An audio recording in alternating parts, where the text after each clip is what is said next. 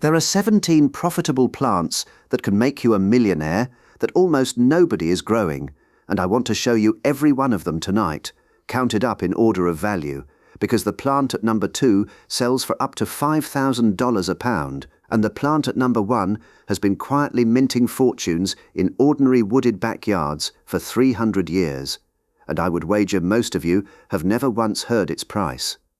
While the big farmers break their backs on corn and soybeans at pennies a pound, there are small growers on quarter-acre plots selling leaves and roots at $15, $40, $80 a pound to chefs and supplement companies who cannot get enough.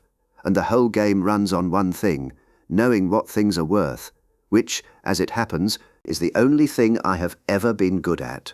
My name is Malcolm Ashby, 40 years an auctioneer and valuer, and a lifetime gardener alongside it. Now, the honesty first, because that title needs an auctioneer's disclaimer. No plant makes you a millionaire by Friday, and anyone who says otherwise is selling seeds. What is true, and I will show you the arithmetic as we climb, is that specialty crops obey sailor room rules, not farm rules. In the sailor room, the box lot of common china fetches $5 and the one rare cup fetches $500, and farming is exactly the same. Commodity crops gross a few $100s an acre, while the plants tonight sell by the pound at prices that make no sense until you understand the buyers.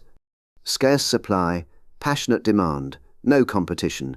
That is the whole method, 17 times over, cheapest to dearest. Let me say one thing, and then I will not bring it up again. Every plant I know, its look-alike, and what it is worth in dollars, I have put into one book. On page 31 there is a weed that grows in most backyards, that people spray on site, and that replaces the $5 tea they have been buying for years. It is at thebackyardgoldmine.com, and the link is under this video. If you want it, it is there. That is all. Number 17. Purslane. And regulars will smile, because we start with an old friend from my weeds video, wearing a price tag this time. The succulent little mat with jellybean leaves that gardeners hoe out by the mile sells for $15 to $30 a pound to upscale restaurants and health food buyers, because it carries more omega-3 fatty acids than any other leafy green, and the farm-to-table menus have discovered it. The business case is almost comic. It grows itself, in drought, in poor soil, in August heat that kills lettuce, and the people currently pulling it out of their beds are destroying inventory. Your angle: sell it as the chef's discovery it now is, washed and bunched, and let the restaurant print the story on the menu. The plant that teaches you to see weeds as wealth is now the plant that teaches you margins. Number 16. Culantro. And no, I have not misspoken. This is not cilantro. Culantro, the saw-toothed cousin. Stronger, deeper, essential to sofrito, to Thai curries, to Vietnamese pho, and nearly impossible to find outside ethnic markets, which is precisely the opportunity. $15 to $30 a pound, with established, passionate demand from communities who cook with it weekly and currently cannot buy it fresh. It grows readily in warm conditions and greenhouses, and the supply chain is so underdeveloped that a single reliable local grower becomes the supplier for every Latin and Asian kitchen in the county. The saleroom lesson here is one I learned early.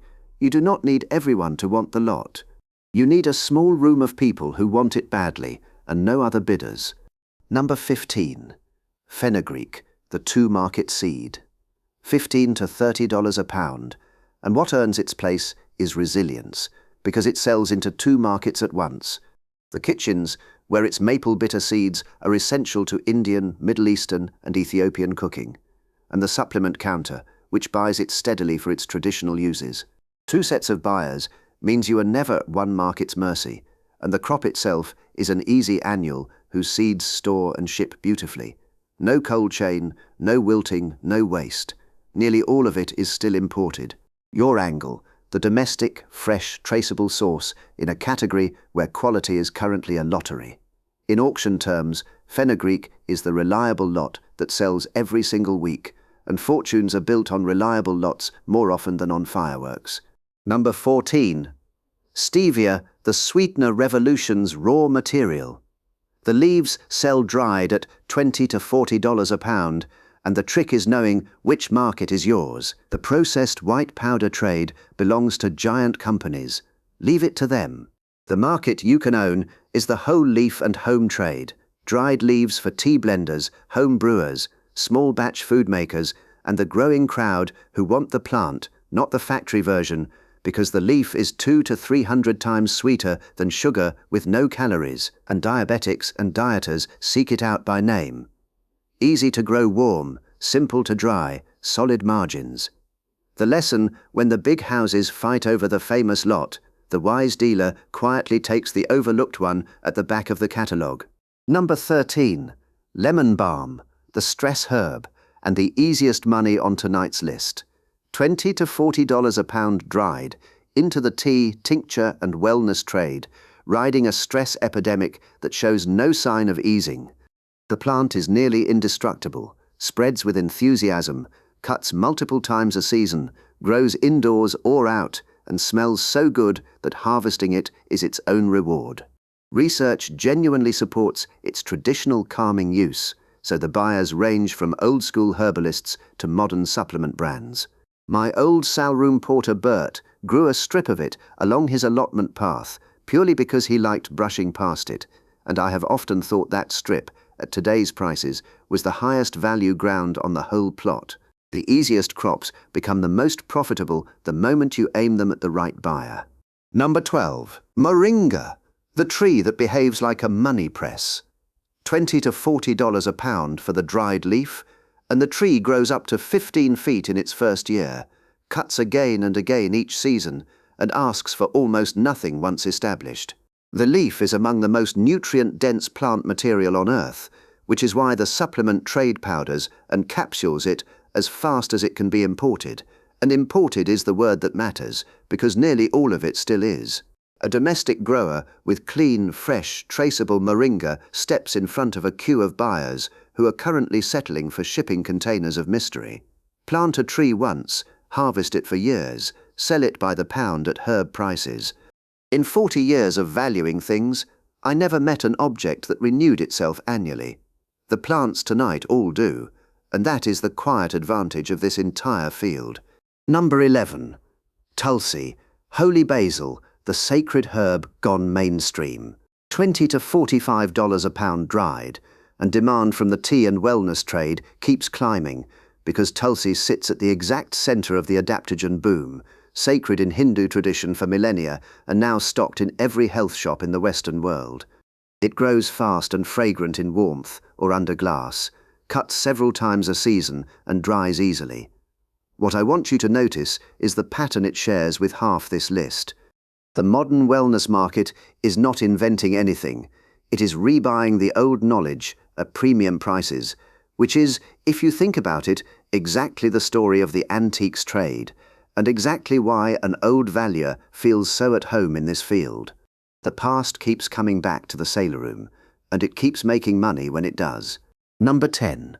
Calendula, the flower the beauty industry cannot get enough of. $20 to $50 a pound for carefully dried flowers, sold to the natural skincare trade, the soap and salve makers, and the clean beauty brands, a market growing at a pace the old flower farmers never dreamed of.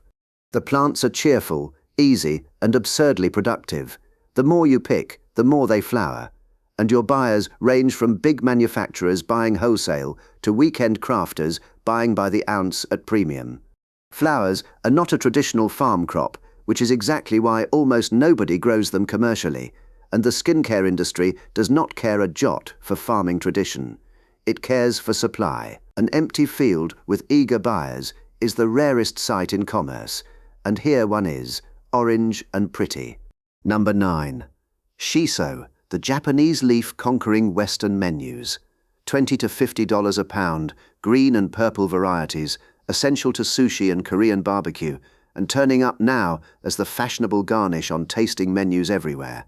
Nothing else tastes like it, minty basil-like, entirely itself, so there is no substitute and no price competition, and the restaurants opening in every town cannot reliably buy it fresh. A grower with a steady weekly supply becomes, without exaggeration, the only bidder's paddle in the room. And with that, we are halfway up the price ladder, so let me pause for the housekeeping. Now, a quick word before we climb into the serious money. Most of the people watching this channel are not subscribed. If you enjoy finding out what old and ordinary things are really worth, press subscribe. It costs you nothing, and you can always change your mind later. Right then, the top 8, where the prices start to raise eyebrows. Number 8. Ashwagandha, the root the wellness world runs on. $25 to $60 a pound for the dried root, and the supplement industry's appetite for it is enormous and still growing. Stress, sleep, energy, the entire modern condition in one Ayurvedic root, with research increasingly backing the tradition. Here is the opportunity in one sentence. Almost every pound sold in America is imported from India. Quality varies wildly, shipping is brutal, and supplement companies are actively hunting reliable domestic growers. It is a perennial, so the bed you establish this year pays you for years, and the buyers are corporations with standing orders, not Saturday market browsers. Premium local supply into a market of hundreds of millions of dollars, currently served from the other side of the planet. That is not a gap in the market, that is a hole. Number 7. Gotu Kola, the herb with 2 expensive audiences, $30 to $60 a pound dried, and it sells twice over, once to the brain market, the students, professionals and older adults driving the nootropics boom, and once to the beauty market because premium skincare has fallen in love with Centella Asiatic and prints it on the front of the jar. Dual demand, premium pricing, multiple harvests a season in warm damp conditions, and practically zero Western growers because most farmers have never heard the name. The most profitable lots in any sale room are the ones where 2 collectors from different fields want the same object, a clock the horologists and the furniture men both bid on. Gotu Kola is that clock growing in a wet corner. Number 6. Catnip, and I am entirely serious. High-grade catnip sells for $30 to $60 a pound because the pet industry is worth billions, treats animals as family, and pays accordingly. And the difference between premium fresh organic catnip and the grey dust in cheap toys is a difference every devoted cat owner will pay for. The plant is a vigorous, nearly indestructible perennial. The drying is simple and the routes to market are lovely. Natural pet shops, boutiques, direct online to the kind of customer who buys their cat a birthday present, and statistically that is now most of them. Never, in any market, underestimate what people will spend on those they love. 40 years of estate valuations taught me exactly who every family's jewellery was really bought for, and the principle has not changed, only the species. Number 5. Yapon Holly, America's own tea, forgotten for 2 centuries. $30 to $70 a pound for the dried leaf. And here is the astonishing part. It is the only caffeinated plant native to North America, growing wild across the southeast, brewed by native peoples for 1,000 years, and then simply abandoned by commerce in favor of imported tea and coffee. Commercial cultivation is in its infancy. The survivors of the trade are tiny, and consumer appetite for local, sustainable, storied products has never been stronger. A native perennial shrub, minimal care, multiple harvests a year, smooth tea without the jitters, and a story no marketing budget could invent. In the salon room, we called this a sleeper, the important lot mislabeled for years, sitting in plain sight. Yapon is a national sleeper, and the hammer has not fallen yet. Number 4. Sichuan pepper, the spice with no substitute. $40 to $80 a pound. Read that twice, for the dried husks of a hardy shrub, because Sichuan pepper's electric, tingling numbness is chemically unique, essential to one of the world's great cuisines, and effectively impossible to buy fresh and first-rate in the West. Sichuan restaurants are booming, adventurous home cooks are hunting it, spice merchants are scrambling, and domestic production is close to non-existent, despite the plant growing perfectly well in temperate climates. When there is no substitute, the seller names the price. That is the oldest rule in my trade. It is why the unique lot beats the beautiful lot at every auction I ever called, and Sichuan pepper is a unique lot you can grow on a fence line. Number 3. Wasabi, the hardest crop on earth, priced accordingly. Real wasabi rhizomes sell for around $160 a pound, And here is the fact that explains it. Almost everything called wasabi in the West, including most of what you have eaten in restaurants, is dyed horseradish. Because true wasabi is famously the most difficult commercial crop in the world, demanding shade, cool flowing water, patience, and 2 years from planting to harvest. Which is exactly why it earns its place tonight. Difficulty is a moat, and the tiny number of growers who master it sell every rhizome they can produce to high-end restaurants at prices most farmers would not believe. The honest warning, this is the expert's lot, not the beginner's. But for the grower with a cool, shaded, wet corner and uncommon patience, the reward is a crop with a waiting list. Number 2. Saffron, the most expensive spice on earth, hiding inside an ordinary garden crocus. Genuine saffron sells for $2,500 to $5,000 a pound, more than silver, and the honest arithmetic is that it takes tens of thousands of hand-picked crocus flowers, 3 red threads at a time, to make that pound, which is why it costs what it costs, and why the labour is the crop. But hear the opportunity properly. The corms grow happily in ordinary temperate gardens. The Pennsylvania Dutch have quietly grown American saffron for 300 years, and a modest backyard bed yields ounces of a product worth hundreds of dollars, sold direct to chefs and home cooks who are desperate for saffron that has not been adulterated, which, in the import trade, is a polite word for a serious problem. Per pound, nothing tonight touches it. And yet it is not number 1, because number 1 is not about price per pound, it is about the fortune. Number 1. American ginseng, the patience crop, the one that has genuinely made ordinary landowners wealthy, and the finest expression of everything this channel believes.